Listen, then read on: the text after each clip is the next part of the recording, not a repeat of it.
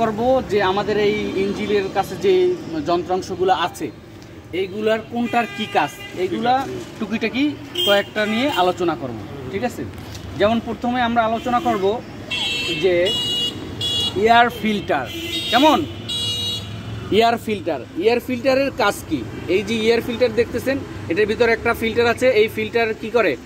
এই গাড়িতে যে অক্সিজেন নেয়, কেমন, গাড়ির ইঞ্জিনে যে বাতাসটা নেয়, এই বাতাসটা বাহির থেকে নেয়। বাহির থেকে আসলে ধুলোবালু থাকতে পারে। এই এয়ার ফিল্টারের কাজ হইল বাহিরের এই বাতাসকে পরিষ্কার করে ফিল্টারিং করে ইঞ্জিনে সরবরাহ করা। ক্লিয়ার? 2, এখন আসেন আমরা ব্যাটারির কি কাজ? ব্যাটারির কাজ হলো বিদ্যুৎ সরবরাহ করা বা বিদ্যুৎ ধরে রাখা, এবং এই বিদ্যুৎই আবার আমরা বিভিন্ন মনে করেন স্টার্ট এবং backlight, indicator light, headlight, 4 signal light ইত্যাদি ইত্যাদি লাইটে যে বিদ্যুৎটা সরবরাহ হয় এই ব্যাটারির থেকেই সার্কুলেশন হয়। কেমন? তারপর আসেন ব্যাটারিতে কি দেওয়া হয়, আমরা অনেকেই বলতে পারি না। এটা কিন্তু একদম সিম্পল। ব্যাটারিতে সচরাচর আমরা কি দেই? ব্যাটারিতে দেওয়া হয় ডিস্টিল ওয়াটার। কেমন? ব্যাটারিতে দেওয়া হয় ডিস্টিল ওয়াটার। তারপরে আসি আমরা রেডিয়েটর। ঠিক আছে, এটা হলো রেডিয়েটর প্রেসার ক্যাপ, এটা হলো রেডিয়েটর রিজার্ভ ট্যাঙ্ক। এখন আমরা রেডিয়েটরে কি দেওয়া হয়? ঠিক আছে, রেডিয়েটরের কি দেওয়া হয়? রেডিয়েটরে দেওয়া হয় কুলিং ওয়াটার। ঠিক আছে, রেডিয়েটর কুলিং ওয়াটার এটা আমরা দোকানে বাজারে কিনতে পাওয়া যায়।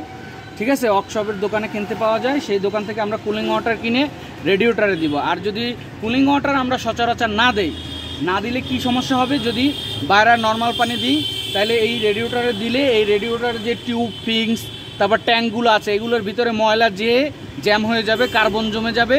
রেডিয়েটর অতি তাড়াতাড়ি কি হবে? ব্লক হয়ে যাবে, নষ্ট হয়ে যাবে। কেমন? তারপরে আসি আমরা ডায়নামার কাজ কি? ঠিক আছে, এই যে আমাদের ডায়নামা দেখা যায়, ডায়নামার কাজ হইল বিদ্যুৎ তৈরি করা। ডায়নামা কি করবে? বিদ্যুৎ তৈরি করবে। আর ব্যাটারিতে কি করবে? বিদ্যুৎ ধরে রাখবে। ঠিক আছে, তারপরে আসি আমরা এই যে পাওয়ার অয়েল, স্টিয়ারিং পাওয়ার অয়েল যদি না থাকে তাহলে স্টিয়ারিং কি হয়ে যাবে? জ্যাম হয়ে যাবে। কি জ্যাম হয়ে যাবে? তাহলে আমাদের স্টিয়ারিং পাওয়ার অয়েল সচরাচর একদম ক্লিয়ারভাবে পরিপূর্ণভাবে আপার এবং লোয়ার ট্যাঙ্ক চেক করে, ঠিক আছে, ট্যাঙ্কটাকে পরিপূর্ণ করে রাখতে হবে। ঠিক আছে, তারপরে আমরা আসি ব্রেক ফ্লুইড যদি কমে যায়, যদি না থাকে তাইলে কি করতে পারে? আমাদের ব্রেক ফেল হইতে পারে, ব্রেক লাইনের ভিতরে হাওয়া ঢুকে যেতে পারে। কেমন? তাহলে ব্রেক ফ্লুইড ট্যাঙ্কে পরিমাণ মতো আছে কিনা এটা অবশ্যই আমাদের দেখতে হবে। কেমন? তারপরে এখানে আরেকটা ট্যাঙ্ক আছে। এই ট্যাঙ্কে আমাদের কি রাখি? আমরা রিজার্ভ পরিষ্কার পানি রাখি উইন্ডশিল্ড গ্লাস পরিষ্কার করার জন্য। ঠিক আছে, তারপরে আসি আমরা এই যে ইঞ্জিনে যে আমরা ইঞ্জিন অয়েল বা লুব্রিক্যান্ট বা লুব অয়েল, হ্যাঁ, ইত্যাদি যেই দেই, এইটার ফর্মুলাটা কি? এটার কারণটা কি? কেমন? ইঞ্জিনে যদি লুব্রিক্যান্ট, আমরা অনেকেই মোবিল বলি, মোবিল কখনোই বলবো না, মোবিল একটা কোম্পানির নাম। কেমন? তাহলে আমরা বলবো ইঞ্জিন অয়েল অথবা লুব্রিক্যান্ট বা লুব অয়েল। ঠিক আছে, লুব অয়েল। এই লুব অয়েলের কাজ কি? লুব অয়েলের কাজ হইল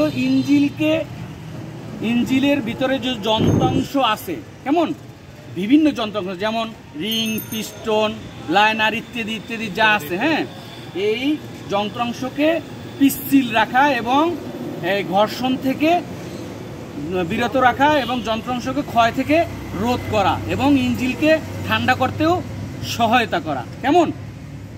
এইগুলো হইল কি লুব অয়েলের কাজ। আরেকটা বিষয়, আমরা লুব অয়েল ইঞ্জিনে কোনখান থেকে দিব সেটা একটা, এই যে দেখেন এখানে ইঞ্জিন অয়েলের লোগো আছে। এই যে টেবিট কাভারের ক্যাপ খুলে এরকমভাবে খুলে আমরা এইখান থেকে লুব অয়েলটা ইঞ্জিনে দিব। কেমন? তাহলে আমরা কি কাজ কোন জিনিসের আনুষঙ্গিক কিছু একটা আমরা ধারণা নিয়ে নিলাম। কেমন? তারপরে আমরা আর কি আলাপ করতে পারি? আরও অনেক কিছু আছে, বেশি বলবো না। আজকের মতো এখানেই সমাপ্ত রাখলাম। আল্লাহ হাফিজ, আসসালামু আলাইকুম।